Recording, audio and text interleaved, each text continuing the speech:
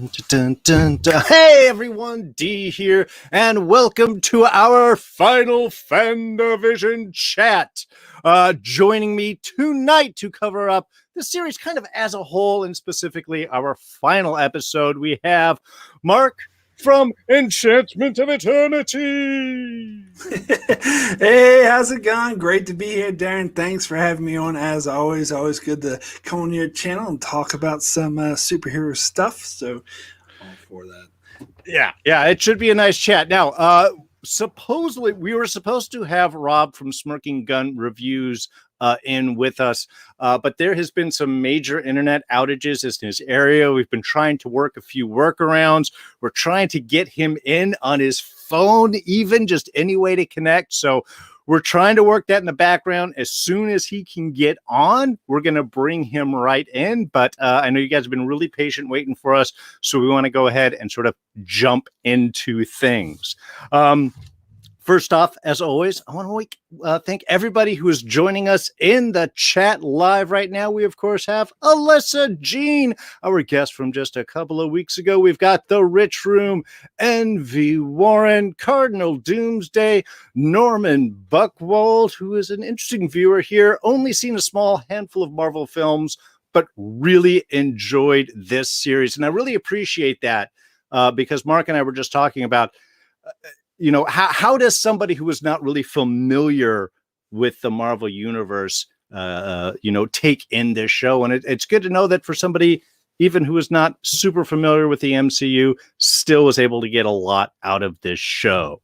Coming up, of course, next week, we will be jumping into season 2 of Agent Carter. Then, of course, we're going to have some Falcon and the Winter Soldier discussions coming up after that. So keep an eye on the chat. Be sure to like, subscribe, hit the bell for all notifications.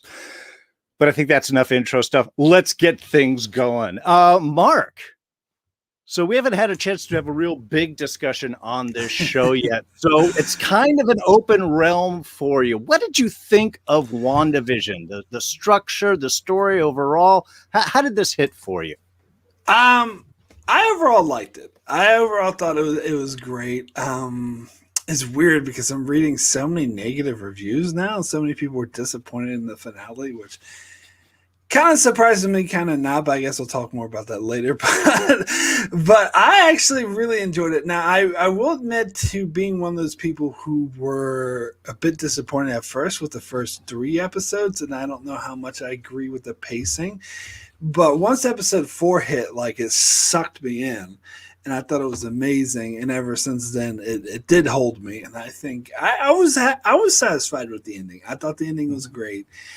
Maybe not as great as it could have been, but still works for me. I think that definitely the middle part of the season, like episodes 4 through 8, I want to say were definitely they were all pure gold. Like that was it for me. Like, absolutely loved them. And when I did my own review, I talked a bit about how I really feel like this show should have been binged, which is a strange thing for me to say because usually I'm against shows being dropped all at once. I actually prefer the weekly release for almost every show.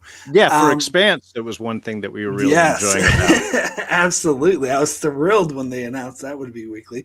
But in this case, I think all the fan theorizing and time in between actually hurt the show, and I think it hurt a lot of people's enjoyments of the show. And I think that for me personally, I knew before the Agatha reveal that it was Agatha Harkness because I saw all these videos in between the week. But before I watched the show, I had no idea who Agatha Harkness was. So if I watched it all at once, I would never been able to guess it. That would have been a shock. I wouldn't have known that the one, I can't remember her name at the start of the show, but I wouldn't have known that she was actually Monica Rambeau. And all these things would have been a surprise to me. And I feel like I would have enjoyed the show more as it was intended. If they just dropped it all at once. Now I know the caveat to that would be, no one's forcing you to watch all this material online and stuff. Yeah, if you never want to touch the internet for exactly. 2 months, sure. Exactly. And so for the most part, I tried not to let that stuff get me carried away, but sometimes I couldn't help it. And I couldn't help but feel a little disappointed when the finale hit myself. But then when I stopped and thought about it, I was like, that's just my own expectations. And so on a rewatch of the finale, I appreciated it a lot more because I wasn't expecting like Patrick Stewart to show up or anything crazy like that. Like I knew like what it was, and I was able to enjoy it more for what it was. Okay, well, but that brings up an interesting point. This is when I really wish Rob was in here, because we had started a big discussion on speculation and expectations. And that type of stuff. Now, for some people, they liked the extra time because you can think about things, you can weigh your ideas, and yet, unlike a Marvel movie or something where you've got to wait a couple years before, okay, let's be honest, it was a few months by the time we dropped things out before the next movie. Here, you only had to wait a week. You may have your speculation, but by the next week, the story's moved on. You've got more information, and it can sort of go. And yet, yeah, God, there was a lot of weird backlash. I mean, look, I had my theories. I was thinking Mojo was behind this, and we're going to do some sort of multiverse entertainment venue thing. Yeah, that's fun. That's part of the fun of watching these shows is guessing what's going to happen. But yeah, it really did seem to have a kind of a hard effect, I think, even towards the ending. Because there were some expectations that I think people had built up, and I don't know, was headcanon the perpetrator of all of this disappointment? Was it just that people couldn't get away with what they wanted things to be versus what the story was being told? I mean, that's a possibility, but that leads me back to that this show should have been dropped at once, because I think that would have been less of an issue. And I would say the difference between, because you compared it to how we had to wait several years for the next Marvel movie to come out, but most of every single movie is pretty self-contained story, where I feel each episode was not. Like the series as a whole was a self-contained story. And I also was very much against, even if they had to release it weekly, I was very much against there only being 30 minutes to each episode. Now, I know why they did this, because they were following the sitcom format. It was part of the gimmick. Sure. But if they needed that, then they should have dropped 2 episodes at a time. Because I feel having that in a dramatic series, which is what it ultimately was, even if it was emulating sitcoms, it was still a dramatic, action-based show. We need more than 30 minutes a week. It's like, I would compare it to if it's like watching a movie for 10 minutes at a time, and after 10 minutes someone comes and turns it off and be like, all right, you got to wait a week to watch the next 10 minutes. Like, I know it's not an exact analogy, but that's kind of what it felt to me. Well, Mandalorian kind of was about a half hour. I mean, I guess they would get up to about 40 minutes or a little bit more, but we didn't have the same kind of feel to that. I mean, I don't know, from an expectation from week to week. Is it just because of the nature of this, or that it really did feel it like that half hour, that little bit was just giving you a little bite-sized nugget? I mean, it's hard for me to say, because I was never into the Mandalorian as much, to be frank. Like, I was never into as much sort of the theorizing and fan speculation as I was with this show. Sure. And I guess I'm just a bit more invested in the MCU at the moment than Star Wars for, the recent properties. Have a little bit of a higher quality to it, but yeah. But I will say, like, I will say specifically the reason why I asked to sort of join you for your discussion after the season was over is because I was actually less interested in the theorizing and speculation. Sure. Like, I just wanted to enjoy the show for what it was. Right. And I think ultimately, like you said rewatching the finale and such afterwards, kind of having an idea of what was happening, it does give it a better, I think, a better experience, without those higher expectations, just seeing the story that was presented to us. Because I, for one, I really enjoyed the finale. I thought it perfectly wrapped up. Sure. Did we want more? Of course we did. We always want more, but it didn't give us any more than it didn't give us any less than it promised. I think this is the story of Wanda dealing with her grief, and anything else that we wanted to see in Mephisto and the liar things, and Keanu Reeves popping up, as a cameo for whatever. That's kind of on us. That is kind of on us. Well, I mean, some of the actors misspoke in interviews as well. Like Paul Bettany did kind of. Yeah, the Paul Bettany one I think is hilarious when I look back at it. Like, yeah. This looks like Rob might be joining. Okay, folks, we're going to stay up here at the top of the screen. Let's see if Rob is going to be able to magically come in. It's the chaos magic, folks. The dark hold is working against us.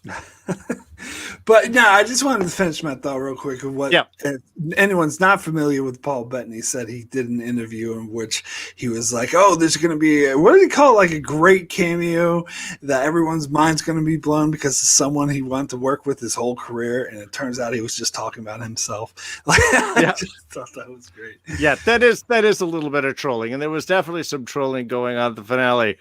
Rob, are you in with us?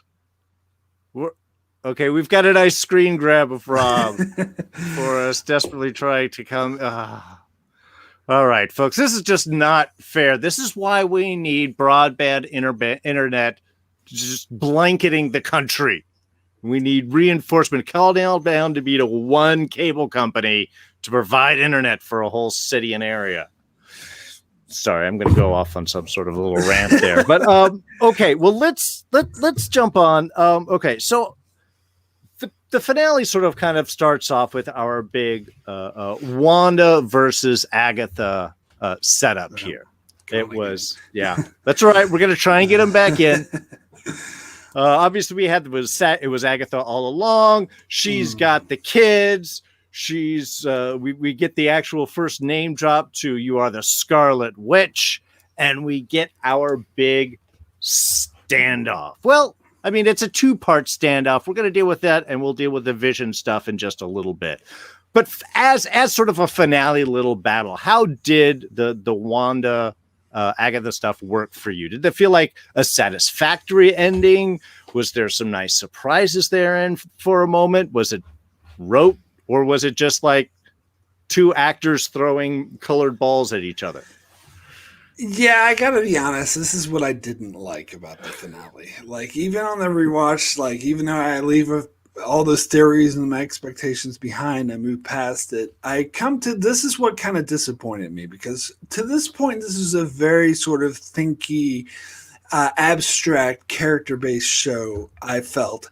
And then it seems like in this episode, it kind of degrades in your stereotypical Marvel boss battle thing. And this one in particular, it's like, I think I was actually almost falling asleep during it, because it seemed like a generic throwing fireball or blue lights. Oh no, the blue light's coming this way. Oh no, the red light's coming that way.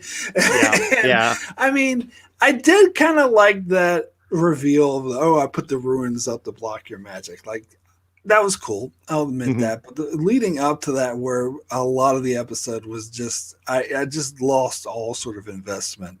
And I'm going to think harder. Like, I don't know. That just didn't get me. I'm pointing my wand at you, Harry. Really hard at you. Yeah. Sure, and I get that, and maybe that's a translation to the smaller screen.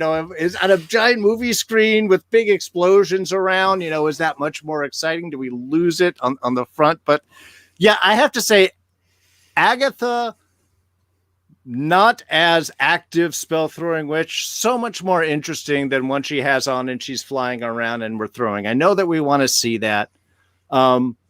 I did think they did a couple of interesting things with it, at least. I mean, one, we got kind of a little flashback back to the Ultron Scarlet Witch with the weird walkie up from behind and trying to put Agatha in that, nightmare mindset. That didn't totally work for her. Well, that's what I want to ask about, because that didn't, to be honest, didn't totally work for me. Like, I didn't understand, if she's in like this delusion she's creating for Agatha, how come all the dead witches can suddenly turn on her? Like, Sure. that was just a bit confusing for me. I suppose it's supposed to be because they're witches or whatever, they're able to transcend whatever, but then the whole logic behind that whole sequence just started to fall apart for me. Sure. Well, I think ultimately that was basically like almost like a mental telekinetic, because she tried to put her in this mind sequence, and then we have Agatha basically fighting back and saying, "Oh, you can't put me under your spell. I can turn things back around with you."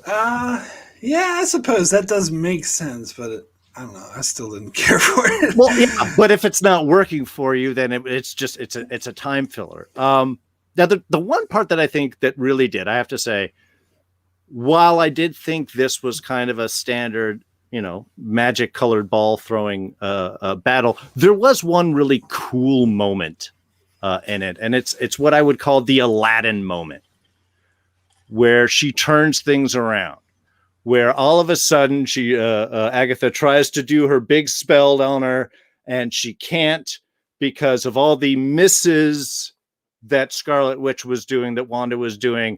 She was actually throwing up the giant runes on the hex, learning from what Agatha did in her own basement. And I call it an Aladdin moment because it's one of those moments that I think is just like the end of that film, where you go, "Oh, I wouldn't have expected this, but they gave us the foreshadowing early on, and it makes total sense at the end." And I think this was one of those where they just gave us that bit foreshadowing, and when she does it, it's like, she has learned something, and it makes total sense why she would do it.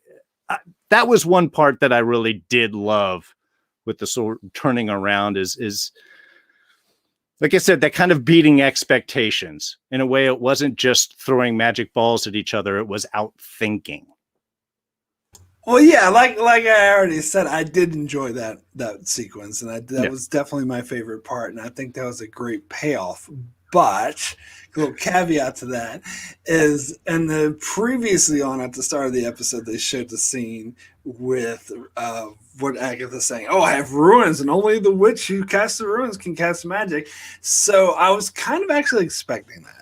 Because they don't show stuff in the previous one for a good reason. So I was like, okay, so those ruins are going to come back in some way. So when Wanda was like, "Aha, ruins," I'm like, yeah, of course.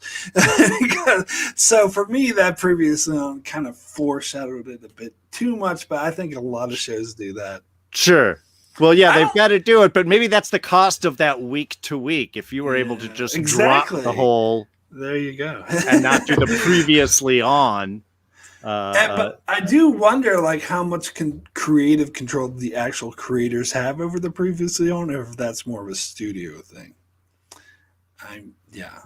That's a good thing. Not sure about that. We have chatted about how, in a way, on each one there's a degradation to Wanda's narration over that. At the beginning, it's all previously on, and she's happy, and then it's like previously on, and then she's like, "Yeah, last time." By the time you get to the final episode, she does kind of change her approach on that. So I mean, they do play with stuff, but I think sometimes, this is one of the costs of episodic, is because you have to give them the foreshadowing again in case they didn't remember. Then you lose the surprise. To me, that seems very un-MCU. And this is something some people complain about the MCU, and something I love about the MCU, is that they don't really usually remind you of shit from previous movies. They expect you to know this. They expect you to be up to date. Yeah. And some people complain about that, but I don't. I actually like it. Even when I don't get it, it's interesting for me to go back and watch the movies from before. It's like, oh, wait, they were foreshadowing this in this movie back here.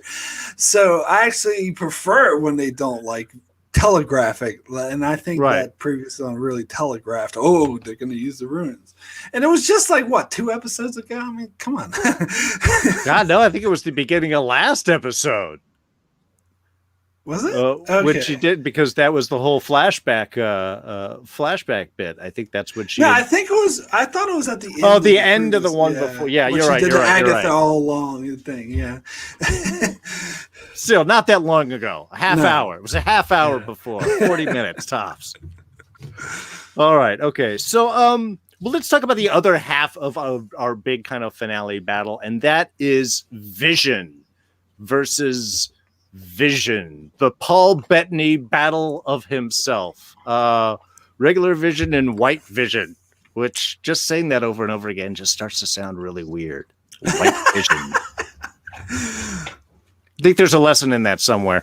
But now this was one that actually started out almost like your typical CGI beam fest, and did have some, fun moving through things and shooting at each other and stuff. But I think the bigger point, the one that everybody talks about, of course, is the Ship of Theseus moment. The fact that Vision ultimately battles in the mind more than out in the street. And I love that from a character choice, that this is the way that Vision would really take the battle to the next level. And again, to differentiate from your kind of standard CGI attack. What did you think of that kind of encounter and the choices to do that? Well, I mean, to be honest, the first part of the Vision versus Vision battle, my thought was, oh, great. It's another Marvel hero fighting a villain that's another version of himself. Like, how many freaking times are they going to go to this well? But I think that Ship of Theseus thing kind of saved it a bit. Like, I still don't think it made it great, but it made it watchable. It made it doable. It didn't make it a total just like, oh my god, they're doing this again. So because that was interesting, and some people said they really liked the visuals on that, how they would like the hand would go through the hand and stuff like that. But I was just kind of like checked out on the whole fighting an evil version of themselves. It wasn't until they got into the ending part where he like logic bomb dropped him that I was like, that's an interesting. It reminded me kind of like, spoilers for Doctor Strange, but come on here. It kind of reminded me of the end of Doctor Strange, where it seemed like it was going to be a big boss battle, but instead they did something really different and did like the time loop, which is like outside the box. And so it reminded me of that in that manner, where they instead of going the stereotypical manner where the hero defeats the evil version of himself, they just logicked him to death, and not even to death. Like he just like made him see the different point of view. And I actually thought that was really interesting. And the White Vision was like, interesting. Like the other Vision was like ready to keep fighting. He's like, could you elaborate on that a bit? Like that was great, and it does make sense that I don't think Hayward and his people would be all that great at reprogramming the Vision. So it does make sense that he would be able to defeat them just by that. And someone also made a comparison to like the original Star Trek when Captain Kirk would use the logic machines to death. Sure. Yeah. No, it's done. And I think it's an interesting, like you said, way of switching things up. I mean, in some ways we do get our CGI battle with Wanda, and here we get something a little different. And maybe that is something with Marvel really to play with, is we've gotten so used to the big battles. And like you said, I mean, how much of of Marvel's history is one person battling another version of themselves? And in this sense, it quite literally is just a different version of themselves. But to give us something sort of a little different and make it more philosophical, and the idea of identity and self and, what becomes you. The Ship of Theseus, for anybody not totally familiar with, is basically the idea is if you replace all the original parts of a thing, is it still that original thing? Here, the Ship of Theseus, as the boards degrade, if the boards are replaced with new boards, once all the original boards are removed, is it still the same ship, or is it a completely new one? And it is an interesting way of dealing with the idea of identity and what makes anything what it is, and in some sense, what makes you you. Is it the sum of your parts? Is it the physical body you're in? So it was kind of a fun question, I think, for Vision to sort of jump in and do a really big kind of introspective, considering that's pretty much what that character is. I mean, but not only did I think it was a great way to end the fight, I actually think it puts like the whole show in perspective, at least the Vision part, because you're wondering, especially when the reveal, I think it was the week before, that this version of Vision is just something Wanda kind of created. So you're wondering, Right. oh, that's not really Vision, but it's just a fake Vision. But here they make his point is like maybe he is in some sense a real Vision, in some sense he's not, in some sense he is, and it applies to like both versions of Vision. So I think that Right. that really contextualizes sort of the Vision's whole role in the entire show, which I actually another reason why I loved it, and I thought it was great. Sure. Which then, of course, begs the question is what happens to Vision then? Because, instead of a standard kind of defeat, it's like, oh, thanks for the memories. And we never see him again. I mean, in this show, the producers have intimated that he is definitely going to return. Well, there's something I wanted to address because I've heard some people say that if he shows up again and he kind of becomes Vision again and maybe resumes his relationship with Wanda or something, or basically becomes the same character he was, that they would find that a cheat. They would find that as a way of cheating death, and it would deflate the whole purpose, the whole, tone of the show about being about grief, that it would undermine everything about that. And I actually personally totally disagree with that. Like, I would be totally fine if they did that. Because it wouldn't, the fact that Vision died and she had to go suffer through the trauma of watching him be killed twice, once by her own powers, that would still exist. It wouldn't undo any of that. Her grief for doing that would still exist, regardless if he came back in a different form or not. So, sure. Plus, it's Marvel. They do shit like this all the time. Death isn't really death, so I wouldn't have any issue with it personally. Well, and honestly, I think that this version of Vision would be a motivation for another film. You bring him in and is there a way to restore the original Vision? His soul, his inner self, the Mind Stone part. Perhaps that's what Multiverse of Madness is going to be. Is diving into the depths of hell to retrieve a soul. I mean, it's very Greek and classical in a story point. And since I'm a Star Trek geek, I would make the Star Trek comparison that the fact that Spock comes back to life in Star Trek 3 does not at all take away from the power of his death in Star Trek 2. It still makes me cry every time. It's still a very powerful death scene. So there you go. Okay. Hey, you can drop the Spock card anytime. We can all identify with that. The Rich Room here in the chat mentions the Ship of Theseus conversation gave him Enoch from Agents of S.H.I.E.L.D. vibes. Very true. And that was a great final episode with him also when he reflects back onto everything. God, I miss Enoch. Such a great character. Alyssa's mentioning how Captain Kirk loved to make robots go error, do not compute. Boom. Yes, very much so. Cardinal Doomsday mentions that there was a Ship of Theseus moment in the new Doctor Who episodes as well. Yeah, it's a great classical a conundrum. Let's see. We had one of our... okay. All right. Well, this is a little off related, but Norman had a question. The long credits at the end of each episode, like they're at least 5 minutes long and in 2 parts. Outside of the reveals, why? It's like a Marvel movie, but they have to put at the end of a TV show. So it's just, it's the long movie credits squeezed into TV show lengths, I think. Yeah, I don't know. I didn't have an issue with that just because I love the ending credits so much. I like the music and the visuals. But then after like that first bit's over, then they have to have a second bit which follows the theme of whatever sitcom of the week they're doing. And that's when the Disney Plus thing comes up. Do you want to watch this? Because that part doesn't matter. And we just switch. Yeah. Well, I think with Marvel, we're also so trained with mid credits. We went through like 3/4 of the series going, what is it? Something going to show up? And then they finally do. At one, we're like, but the show's almost over. They did, 3 episodes with post-credit scenes in the row. Right, sure.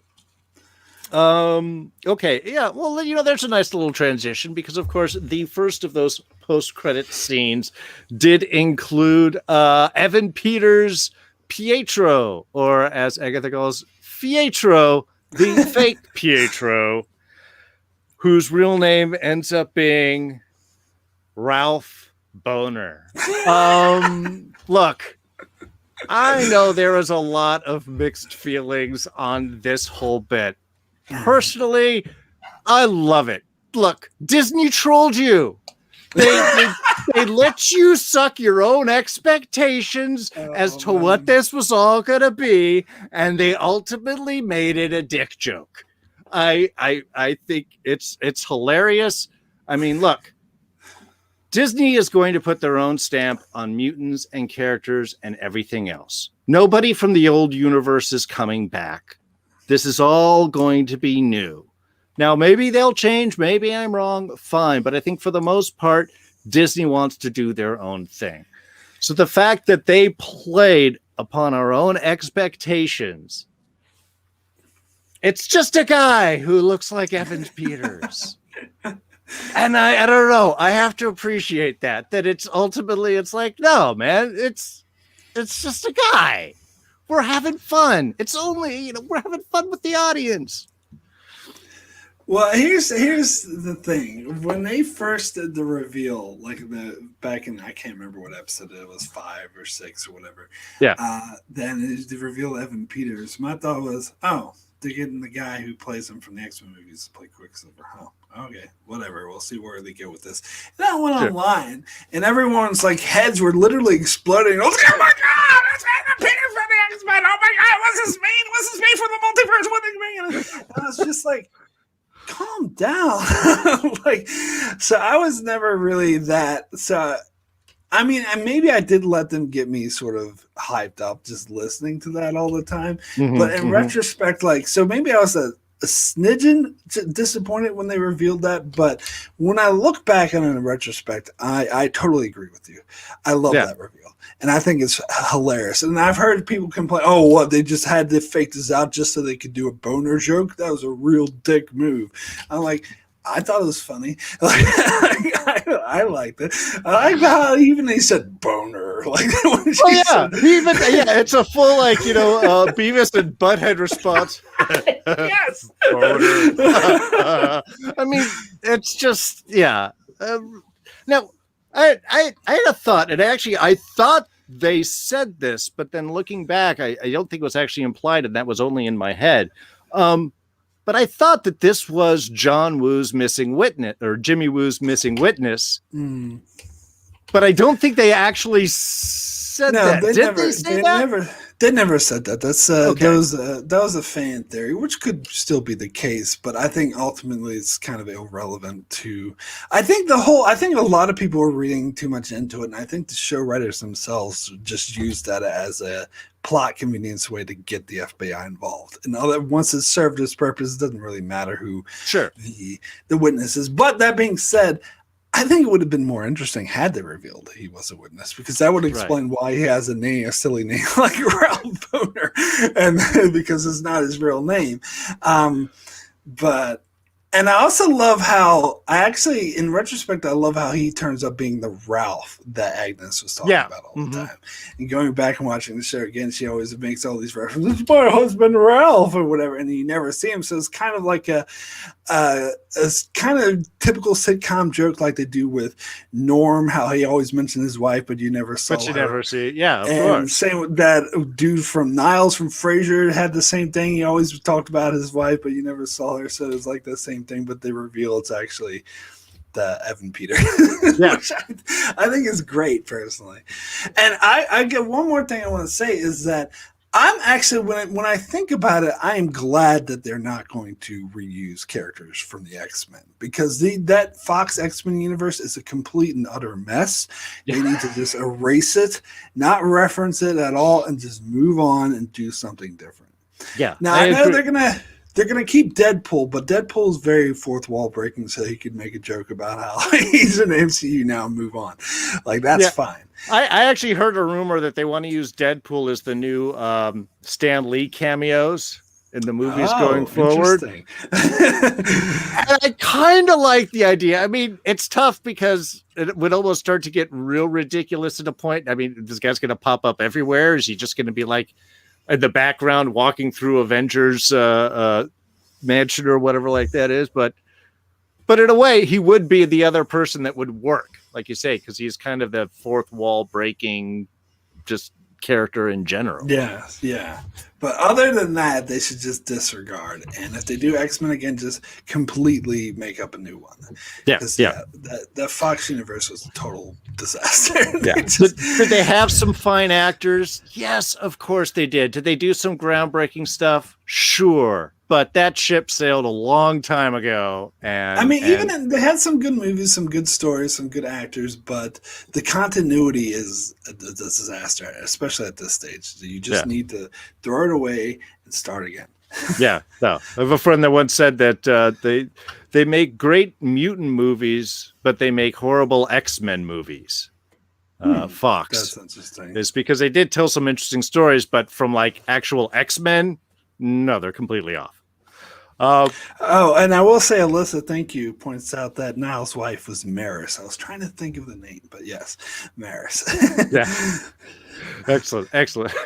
See, Devontae's mentioning don't bring Fox X-Men into the MCU. I got we've got agreement right here. Okay, now other people sort of affected by this whole bit, and we did a wrap up. The townspeople, who we do discover at the end really not having a good time in town, almost begging for death at a point. When they sleep, they see her nightmares, and they didn't really shy away from that. I mean, there wasn't. I think Maria tried to make some sort of passing "they'll never know what you sacrificed for them" bit, but they really, I mean, when she gives up and walks back in through town, she pretty much walks through a dagger fest. And I like the fact that they didn't just paper over that there are consequences to what Wanda did with the town people and how that's going to reverberate going forward. Well, all right. I have a hot take on this one because I've heard so many people complaining about this and saying that for a lot of people could not stand Monica's line, and they think she was out of bounds. They think that Wanda should be in prison. They have outright say that she's the villain for doing this and that she terrorized this group of people, and who the hell cares about her imaginary friends when she was torturing a whole town of people. Right. Well, I actually don't. I disagree. I don't think she's a villain. I definitely think what she did. I mean, I would not be so opposed to her facing consequences with it, but who's going to arrest her? Like, she'll just use her magic to go away. But anyway, but I disagree. I actually completely agree with Monica's line. I don't think it's a bad line. I don't think she was out of bounds to say it. Now, do I think that the townspeople should forgive her? No, I would not expect them to. That's going too far. But there's a couple caveats I think people need to take into account. First of all, Wanda didn't mean to torture them like this. And yes. She wasn't even aware that she was doing it until that moment. Sure. Because when they said she thought, I've created a peaceful place. You're in a peaceful place. And they're like, no, it's not peaceful. We're in agony. We hear your dreams. Like, she had no idea. She was surprised. She was shocked to learn that. And also, like, her whole creating the town in the first place, creating this version, was something she kind of did instinctually, something unconsciously, and she wasn't even aware herself what was going on until halfway through what was happening. And it was sort of her grief got the better of her. Now, that's still a negative thing, and it negatively affected the whole town. And so that's why I wouldn't really expect them to forgive her. And also to the imaginary friend part, this gets back to the whole Ship of Theseus argument. Right. That in a sense, that is Vision. And those are her children. So I actually find it a bit condescending to just dismiss the trauma she went through of sacrificing her whole family in order to save these town people as insignificant. It's not insignificant. It's significant. Does it completely erase her of all blame? No. But I think I agree with Monica that I can understand why Monica in particular is understanding, because of her own trauma with her mother. Right. But as I said, I wouldn't expect the town people to be understanding. No. And I think Bill Bill Casey here in the chat mentions she's unintentionally a villain, and I think maybe that's a way of putting it, because did she do something villainous? Yes, but there wasn't any intent behind that, and thus is it actually villainous? It's like you said, it was an instinctual reaction from grief where she thought she was making things better, and what I think is that. Yeah. This is what I would counter. Like, does it make her any more of a villain than it would make Tony Stark a villain in Age of Ultron for creating Ultron? Even though he didn't intend to create a supervillain that tried to destroy the world, that's what he did. No, I think you have a good point, because I think what really counters that villain approach is she didn't try to cover it up once she knew the truth. Yes. I mean, she tried to get people out. She didn't magic everyone's memory like, oh, you forgot all this, I'm okay. She didn't. She took the reality of it. And I mean, and that's what I'm saying, where I think there was an interesting choice at the end here is they left that murky. You know, they didn't do a quick cleanup. Yeah. Was she a bad person? No, she was suffering, and this is just what happened. Does she feel bad for it? Yes. Is she trying to cover it up? No. She's owning it, you know, in that sense. Well, and I think that's where that final walk into town is like, yeah, absolutely. Yeah, you know, throw your hate at me. I kind of deserve it. I'm sorry. Yeah, exactly. Like, I don't think it makes, she's definitely not a hero, but the fact that, like, as soon as she found out the trauma she was causing everyone, she was willing to suffer all this trauma herself, to sacrifice what was most important in order to make it stop. So I think that's worth something personally. Yeah. And she's still not a hero. She's still not the good guy in this situation. But I'm still just, I would be hesitant to use the word villain. I think it's just, it's a bit more gray and dynamic to that. She's definitely not a hero. But I would say it's, and this is part of the reason why I love this show so much, and the character of Wanda, her portrayal in this show, is because you have that gray dynamic area where there's not just the evil, you know, villain versus the great good hero. It's more gray, and that's always been my favorite kind of Marvel properties. X-Men comics often went into that way as well. So yeah, I actually enjoyed that aspect of it. Yeah, no, I completely agree there. Though, as they sort of leave things off in one of our final of multiple scenes that we got through the credits here, she may be moving a little more towards the dark side. First off, is that Bruce Banner's cabin from End of Incredible Hulk? Is it the same place, or is this? Oh, they all have cabins in the woods. I don't remember that movie. Okay. It showed like a cabin in Avengers, but that was totally not this one. That was a totally different one. No, End of Incredible Hulk. That's where Bruce Banner is training. For Agents of S.H.I.E.L.D. fans, yes, we know that cabin was in a totally different location. So not the cabin that Banner built. But I was sort of curious when I saw that. I was like, hey, look, it's another cabin in the woods. They all got them. What if they share? It's like a timeshare for superheroes. I need some time at the cabin. Anyway, well, she's doing, I mean, we see that she's like having some tea and sitting out there. Is it her? Is it a simulacrum? Is it a kind of a ethereal body versus physical body, kind of like we got for Doctor Strange? Because inside, we got the Scarlet Witch diving into the Darkhold. A very evil book that has huge ramifications on those who read it. Now, it does make sense. There's a lot of information on the Scarlet Witch in there. Maybe she just wants to learn a little bit about herself. But it's not a good sign for someone on the gray area to be dabbling in the Sith arts, so to speak. And we do get our final call out of what sounds like the kids calling for mom for help. So I know you're not big on the speculationer area. And obviously we know that this series is leading into Doctor Strange and the Multiverse of Madness.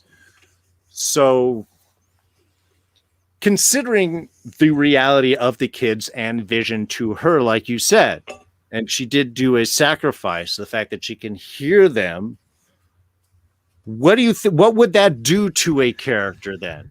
Would we have someone going through the depths of hell to retrieve their lost souls? Does that refer to a comic book storyline? Because I heard something about it.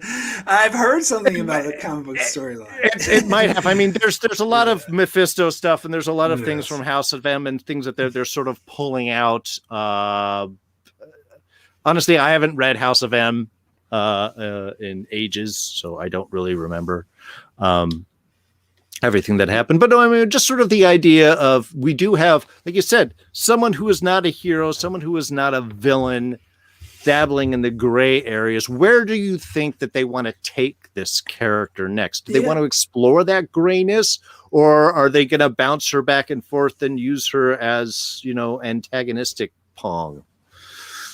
Yeah, I was thinking about this, and it wouldn't surprise me. And in fact, I wouldn't have an issue with it if she were the main villain for the Doctor Strange movie. Mm-hmm. I think that would actually be an interesting, and I think they're definitely setting up that Doctor Strange movie when Agatha says, "Oh, you're even more powerful than the Sorcerer Supreme." Yeah, they do drop that pretty straight out. And the way she's like sort of doing the thing is very reminiscent of Doctor Strange. Whatnot. So, I mean, to me, it might be more interesting if she were more of a gray character in that film, not a straight out villain. But I would be okay, depending on how they used it. Because they could say that the magic drove her insane. Maybe she doesn't have any intention of doing bad things, but she could end up resulting in this end of the world, which is another prophecy that Agatha sort of dropped, that the Scarlet Witch will be responsible for ending the world. It would be interesting. I'm sorry, this is just sort of popping off the top of my head here, but they would have an interesting way of retelling kind of an Anakin Skywalker story of a someone who is on the cusp of choosing light and dark, and which way do they go? Does their loss or fear of loss force them the dark side, or can their Obi-Wan pull them back? And it would be kind of interesting if we have that as kind of a Doctor Strange trying to advise or save a character like Wanda, who has the ability to really go which way. And if they do want to bring in like a Nightmare or a Mephisto or a devil type character, they literally be like the devil on her shoulder. Sure. Well, I mean, I think they could tell the same type of story, maybe a little crisper and cleaner and more interesting than I think what Lucas was able to do with episodes 2 and 3. From my perspective, the Jedi are evil. Sure. Well, but that's what I said I mean, I know we're going off into dark sides. I mean, and I think that the fall of Anakin is an interesting story in many ways. And I just don't think that George Lucas had the writing or pure directorial craft to really tell that story as effectively as I think both he and maybe everybody else wanted it to. And I'm sneaking in my own criticism for some of the prequels here, but I think what they do is that it's still an interesting dynamic story. And I know this is kind of speculation, but I think that would be sort of a fun, interesting way to re-tackle, because is she a villain? Is she a hero? What makes that choice, and what can push or pull you in either way? I don't know. I think that sounds like a real interesting kind of story to dive into. I really liked what Alyssa in the chat said, that I think she's going to accidentally unleash something really evil and then help Doctor Strange to defeat it. Sure. That would be interesting. That sounds like an interesting concept. Yeah. That'd be a way of redemption that way. The only thing I kind of have holding against me of her maybe turning evil and becoming good again is that she kind of started off as a bad guy and then became a good guy, and then her to go a bad guy, and then the good guy. Is kind of like, that's right. Antagonist Pong. Where do we need to fit you now? Okay. Very good. So just again, want to make a little mention here in the chat. Another bit of Dawn popping in saying that they took a massive dump on Marvel TV by having the Darkhold in the show. I disagree. they took a dump on Marvel TV by changing the cover of the Darkhold in this show. They really had a cool one for they used for both Agents of S.H.I.E.L.D. and what was it? Was it Runaways? No, not Runaways. The other Marvel TV show. I'm sorry. I can't remember if it was Cloak or Dagger or Runaways that had that in there. Cloak and Dagger was horrible. Anyway. I like the first season. I thought there was only one season. No, they actually did a second one. I never. Then they canceled it. Oh, I think they crossed over and then canceled it. Okay, so I like the first 5 episodes of the first season, and then it went to crap at the end, so I wasn't going to watch it anymore. Devontae Smith's mentioning it's Runaways. Thank you very much, Devontae. Okay, so now we do have a couple of other final scenes. We got a scroll reappearing to Ms. Rambo, mentioning that an old friend wants to talk to her up here. Obviously, we've got a couple of big projects that could connect to both. Was it Captain Marvel 2? And what I think really more likely is Secret War. Or no, sorry, not Secret War. Secret Invasion. Sorry, I keep changing all of these, which would make sense because it's another Marvel Television little sort of mini series. So transitioning from here to that, I don't know. I think it's going to be hard introducing characters that start in the streaming shows into the movies. I think it's easier to transition them through a couple of these shows here first, but I don't know. Where do you expect this to go? I don't know. I think that I wouldn't have an issue with that. I think that these like any older TV show before this one with the Marvel name on it, I think that's pretty much kaput. Like they're saying there's some things that maybe Daredevil will turn up or whatever, but as far as like the Disney Plus shows, like I think they're going to go back and forth between the show and movie and won't make any difference if it's a show or movie. And so it wouldn't bother me either way. I don't know much about the Secret Invasion thing. So the only thing I would say, whatever that post-credit scene they did to Spider-Man that had Nick Fury with the Skrulls, wherever they resolved that, that's where she's going to go. Right. So yeah, I'm not sure where. I think that's exactly the one that they're playing as she's heading up to whatever orbital station that's happening up there. We had one shot of Darcy basically telling Haywood, enjoy prison, who pretty much just gets sort of pushed away, and now he's gone in jail. That's one thing. It was kind of a quick little wrap up of everything else. I think they put all the time and energy in ripping Wanda and Vision, and everyone else was like, all right, well, you're in jail. You're moving on. We're going to wrap things up here. See you up in space. Bye. I mean, I am a bit disappointed they didn't do more with Darcy because it seemed like they were setting her up in that episode. She was talking to Vision, and then we don't see her again till one scene in this episode. She has one line, and that's it. So it is. Right. I do understand people saying that is a little bit disappointing, but as far as Hayworth goes, like I didn't like what they did with him. They made him into very two-dimensional. Like it seems like he started to show very like a believable character, but just totally started degrading into a two-dimensional cartoon villain, and he totally reached that in this episode where he's like shooting at the kids. And like, that really was it. What are you doing? Why are you even? How are you thinking that's going to help the situation at all? Never shoot family. It's like the biggest mistake everyone makes. What, you want to upset the crazy witch more? Well, kill children is never a good idea. Well, I agree. I agree with that. But yeah, I think that was that one moment where it was like, okay, now we did have the nice, cool photon jump out and absorb the bullets and show some more power and, foreshadowing to where we're going. And I love that. I love the character. I really am looking forward to seeing her again. But yeah, that was almost just no, I'm going to shoot the kids and then jump in the truck and try and run away. Because yes, they won't be able to find me.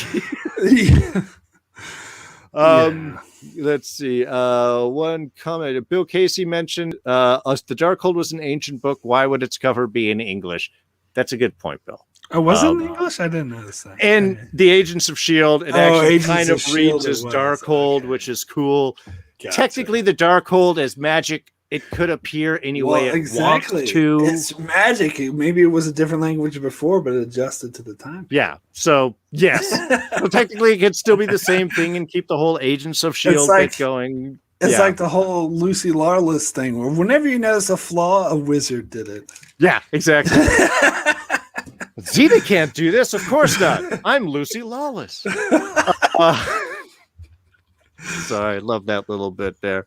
Alyssa says that they wanted to film more scenes with Darcy, but they couldn't because of the pandemic. Yeah, there was actually that would make sense. While the wrap up of kind of Ralph and Rambo and the kids seemed kind of quick, apparently there was a larger plan, and I think even semi-shot, of kind of a Goonies adventure in the house to rescue the kids.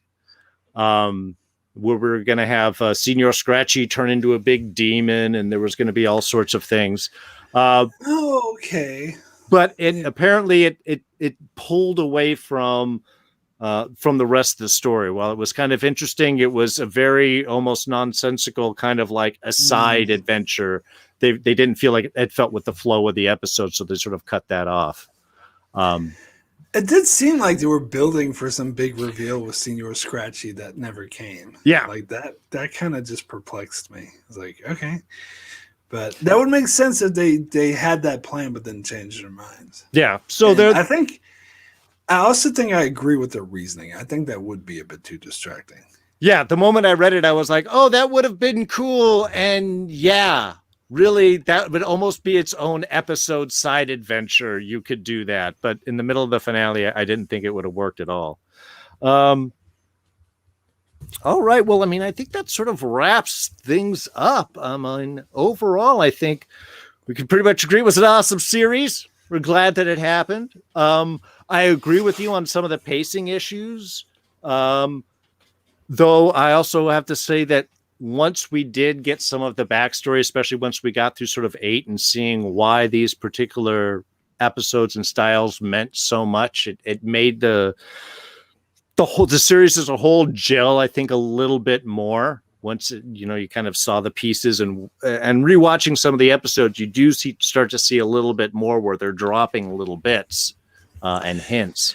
Yeah, I mean, one thing I did want to clarify is I actually agree with the format, because the format of the show is that the first episode kind of starts in the middle of the story. Mm-hmm. And then we get the backstory of how they got there in like episode 8. And I actually think there's nothing wrong with that. I actually think that's a beautiful way to tell the story. I just think it would have worked better had they dropped it all at once rather than right. weekly. Personally. Okay. I don't know. I agree. Again, it's a tough thing. I mean, obviously, we know from a business standpoint, they're dropping it weekly because they want you coming back week to week. They want you maintaining your Disney Plus subscription, and that's why it's only a week before they're then, a week off before they then move right into Falcon and Winter Soldier, which is also going to be week to week. And then they have Star Wars New Batch, and then they'll have something else. I think Loki's after that. So they want you to keep your subscription going. Yes. That's why they do the week to week. However, you're right. Some stories work better as a binge. And at the very least, I think if they had done, like you said, maybe shorter period of time, dropping 2 episodes at once, making an hour, give us a little bit more of the story at a time. It may have allowed the audience less time to let their brains get away with them and create problems and expectations that nobody's going to solve. They can't make what's in your head, people. Exactly. And I know I talked about this earlier, but Bill Casey in the chat saying that they want water cooler talk. And that's true, but I think the water cooler talk for this show actually kind of hurt it, personally.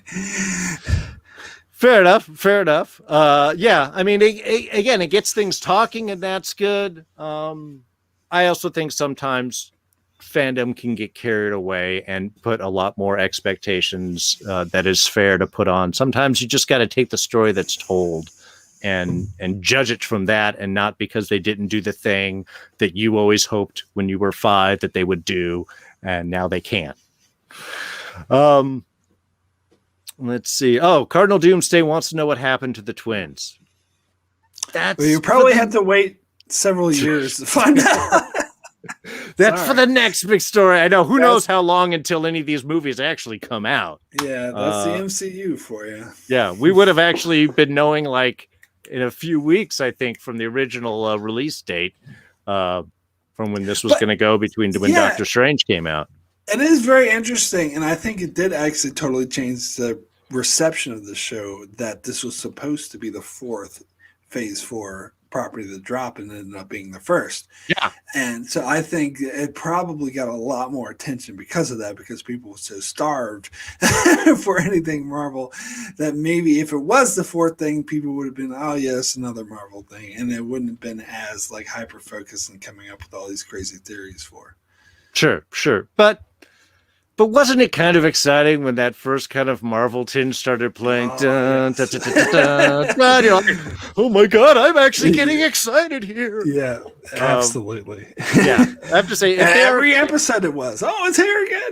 Yeah. Well, okay, I have to say, they could have shortened it a little bit. They didn't need to do like the full length one in front of every episode. But we're going to have to agree to disagree on that one, Darren. Yeah.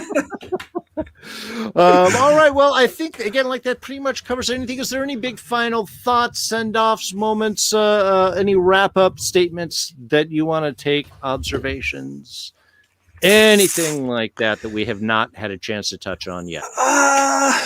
Nothing that comes to mind. Okay. God, I know I'm forgetting something. That's all good. Yeah, I was trying to run through everything in my head. Oh, I gotta make notes.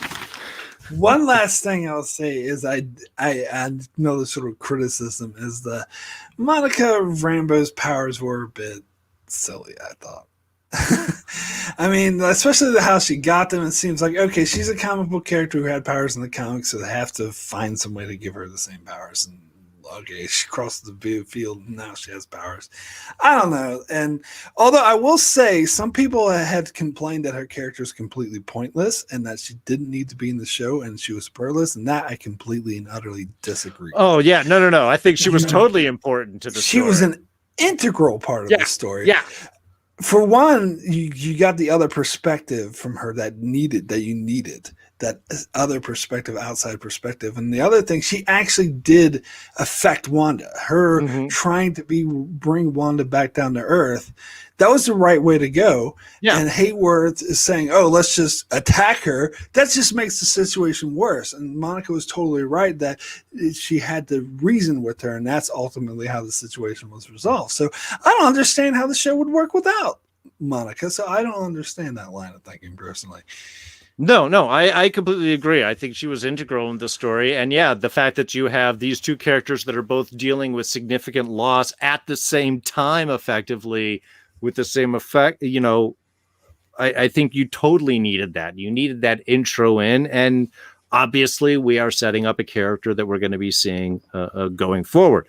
I personally have to disagree with you. I loved her origin. I love the fact they set up that her cells being remade and pushing through just changed something enough for her that she now has these options. Again, I don't need the full explanation, but for all the Marvel tinkering with science and suddenly you have powers, this at least seemed to make a little bit more sense. All right, well, I guess we'll have to agree to disagree on that one too. We will agree to agree.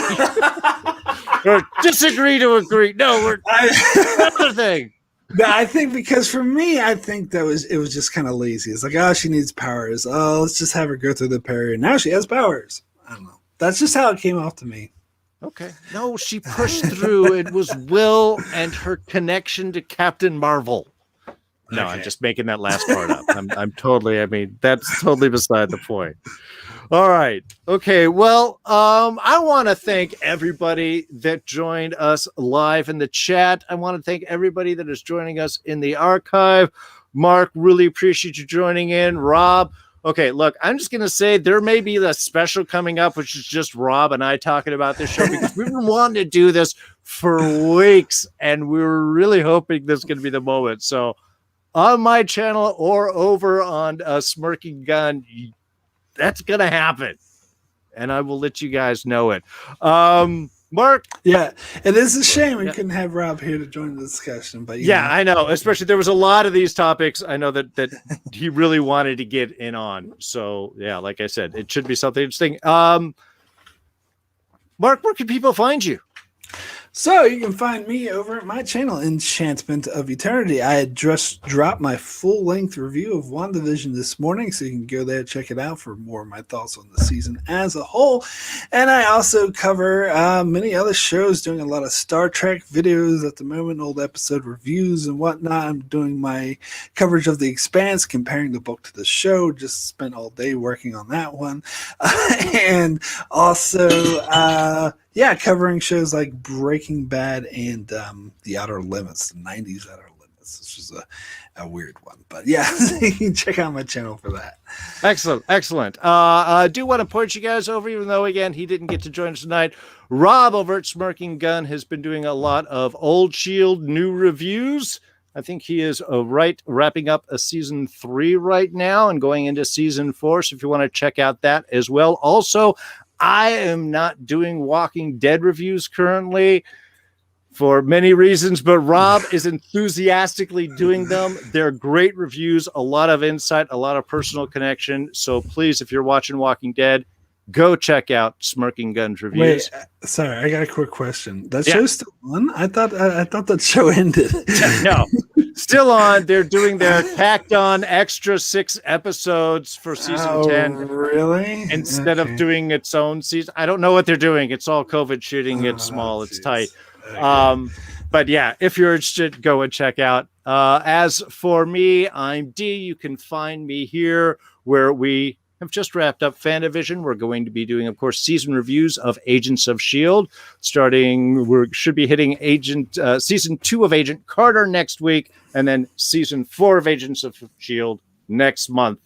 And then coming up, like 2 weeks, just very shortly, we'll be doing some discussions also on Falcon and Winter Soldier with, again, another rotating group of guests. Really have enjoyed the conversation, so we might get this guy here joining us again coming up. So thank you, everybody, joining us live. Cardinal Doomsday, Norman Buckwald, Alyssa, Jean, Devontae Smith, The Rich Room, Envy Warren, Bill Casey, Norman, I just think I said your name again. Everybody who joined us here live, everyone joining us in the archives. Thanks, and have a great night. Take care, and bye-bye. And we're